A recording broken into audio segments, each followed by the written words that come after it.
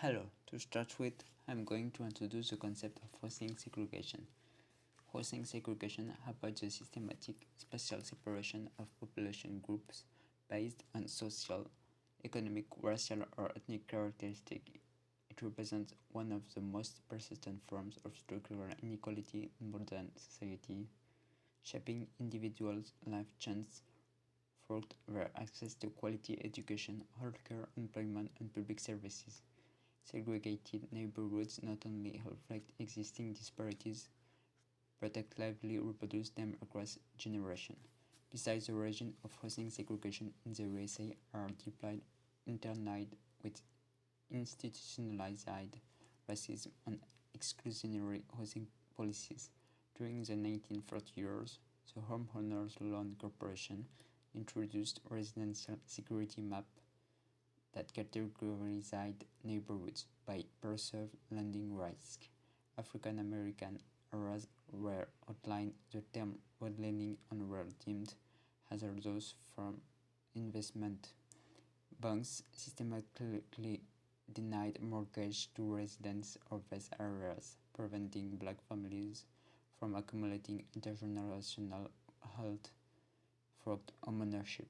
Then restrictive covenants further subtracted segregation by legally prohibiting homeowners from selling to non-white buyers. Post-war urban renewal program in the 1950 and 1970 years often ensued in the demolition of minority neighborhoods to make way for highways or commercial districts, displacing thousands of African American residents into already crowded and under-resourced areas. Moreover, housing segregation arises from a complex interplay of structural, institutional, and behavioral factors. Persistent income and health inequality limits low income and minority households' ability to afford housing in affluent areas. Gentrification and rising property values in urban centers displace long-term residents, pushing them toward peripheral or declining neighborhoods. Unequal access to credit and capital markets exacerbates residential disparities.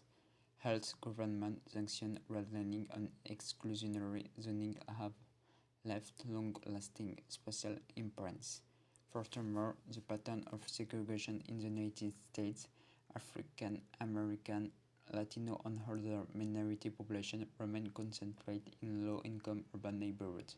According to the 2020 census, cities such as Chicago, Detroit, and Milwaukee exhibit some of the highest levels of racial residential segregation. These patterns correlate strongly with disparities in school funding, policing, and access to green spaces.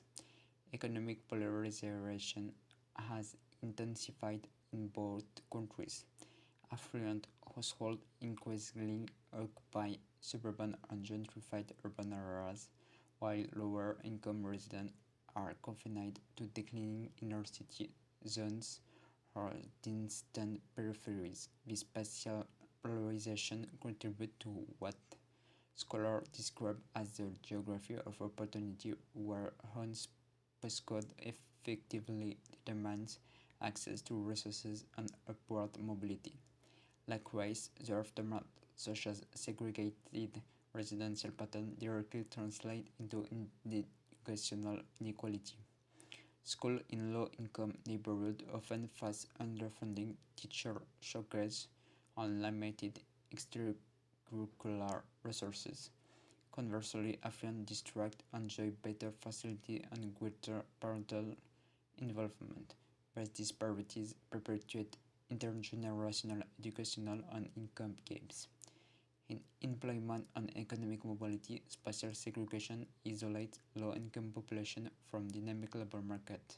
This spatial mismatch reduces employment prospects and exacerbates cycles of poverty. Segregation weakens social cohesion by limiting intergroup contact. It fosters political disenfranchisement as marginalized communities often have less representation in local governments. Chicago remains emblematic of racial segregation. Historical ordering confined African America to the South on the west side. Pattern that endured despite decades of reform. London offered a different yet real picture.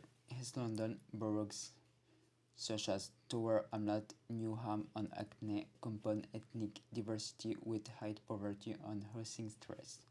By contrast, districts like Kensington and Chelsea sustain extreme concentration of house. Housing segregation scraped a powerful way of inequality in contemporary society, rooted in historical injustices perpetuated through structural and market dynamics, and continue to shape access to opportunity and social mobility. Ultimately, the goal is not only to improve housing patterns, but to build inclusive, equitable, and resilient cities where access to luck is determined by merit, not by geography or background. Finally, for my case study on housing segregation, I used two bibliographic references. To start with, I chose Rothstein's 2017 book, The Color of Law: A Forgotten History of How Our Government Segregated America. This book is a foundational work for understanding the historical and structural root of residential segregation in the United States. Besides, I used the United Kingdom Ministry of Local Housing and Communities data from 2023. This official policy paper outlines the United Kingdom government's current strategy to promote fairer access to housing and reduce regional inequalities through the leveling up agenda.